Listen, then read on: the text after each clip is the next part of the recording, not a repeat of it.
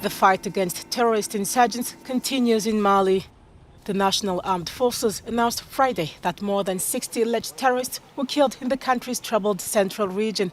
It is there that suspected jihadists massacred more than 130 civilians on June 18. The authorities also reported that 2 lookouts were neutralized. In a separate operation in the south of the country, 8 suspected terrorists were arrested. The military announcement came on the same day as the prime suspect of the latest mass killings reportedly rejected any responsibility in the attack. The Malian government had blamed the Messina Katiba for the massacre of civilians in Diallasougou and 2 nearby towns in the central part of the country. The Al-Qaeda-affiliated terror group was created 7 years ago.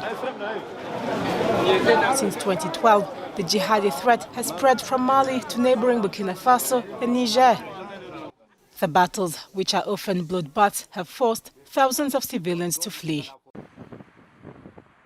It has become common for Nigerians to spend as much as 8 hours queuing for fuel, as they lose most of the day waiting and not working.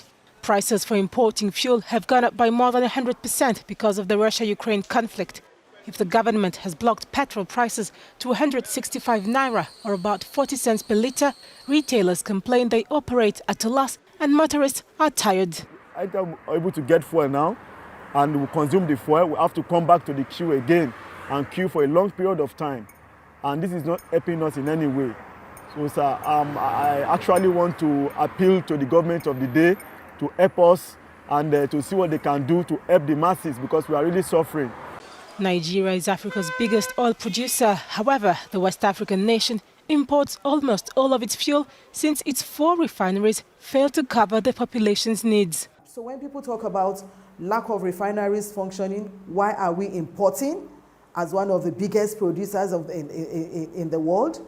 Why is the price, why are we paying so heavily, you know, for subsidy, and the government keeps crying every day that it is unable to continue the burden, so-called burden of subsidy. It all boils down to the lack of planning. It all boils down to the lack of commitment. The Economist doesn't believe the current situation, worsened by the war in Ukraine, is bound to remain unchanged. She urges the authorities to turn the problem into an opportunity. Nigeria should stand at an advantage. That should be an opportunity for us to key into that market, you know, that openness, that vacuum that will have been created by Russia. We should see Europe, you know, some countries in Europe and other parts of the world, you know, fighting towards Nigeria, looking towards Nigeria for oil. Nigeria is already Europe's first African liquefied natural gas supplier. Since the war erupted, Europe has looked for ways to strengthening the partnership. In the meantime, Nigerians continue to bear the brunt of a long-lasting energy crisis. Rwanda's largest city was the place to be for fashion enthusiasts originating from the Commonwealth nations. The Kigali Fashion Week kicked off on Tuesday in the Rwandan capital. As part of the 26th Commonwealth Heads of Government meeting, also known as Shagam, which is held in Kigali, the fashion event attracted 23 local designers and 9 international brands, as well as models from across the globe. Because we had Shogam that was being hosted here in Rwanda, it was really important for us to create an opportunity for the creative sector and specifically the fashion industry. So being able to hold our Fashion Week during Shogam allowed us to now bring Made in Rwanda and also Made in Africa to an international platform. The Prince of Wales and the Duchess of Cornwall were 2 high-profile guests. The Kigali Fashion Week takes place twice a year and was appointed as a member of the Commonwealth Fashion Council in London, opening up a wider door for the local creators. It's quite a privilege. I think we feel very, very lucky and fortunate that we were able to host the Prince of Wales and also the Duchess of Cornwall to our Fashion Week.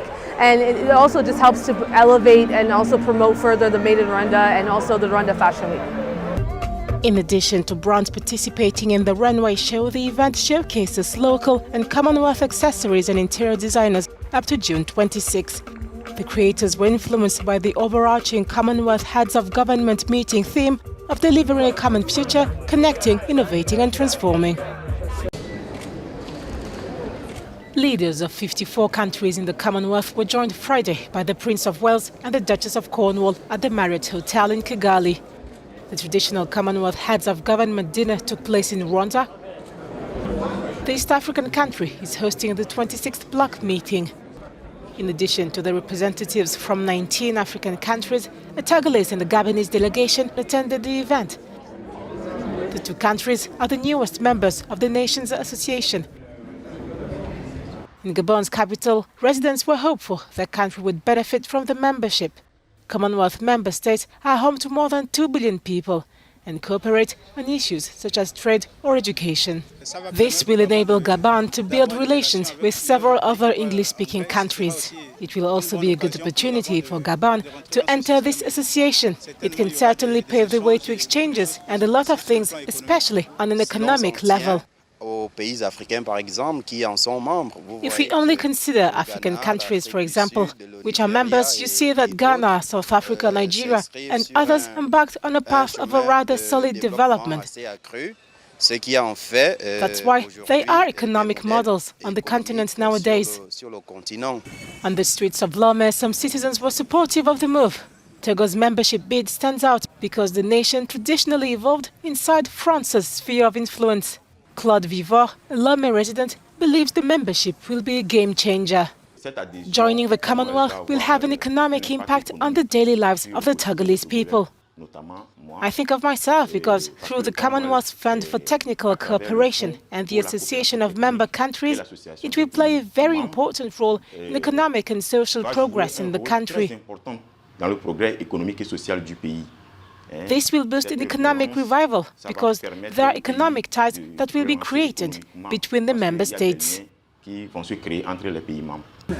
Some observers say it is too early to know if being part of the Commonwealth will make any difference to the peoples or improve freedom of expression or access to health, two principles of the Commonwealth Charter. 4 months into the Russia-Ukraine conflict and ahead of the G7 summit, the World Food Programme has urged the 7 leaders to address today's record-high humanitarian needs. In Africa, many families have shrunk their grocery bills due to the high inflation aggravated by the war. The continent also grapples with climate shocks and conflicts. Right now, our numbers show that there are up to 345 million people who are in hunger emergencies or worse situations. Pre-COVID, that number was only 135 million. Of these 345 million, 50 million people are one step away from famine, not in 1, not in 2, but in 45 countries. That's first and foremost what we need to do, is to save their lives, whether it be in Yemen, whether it be in South Sudan, whether it be in Chad, whether it be in northeast Nigeria, whether it be in just Afghanistan. The list continues on and on. Russia and Ukraine are among the world's leading grain and fertilizer producers and Africa's main suppliers. Since the war erupted, the food supply chain has been disrupted. In addition to the shortage, fuel prices have skyrocketed in many African countries, causing delivery issues.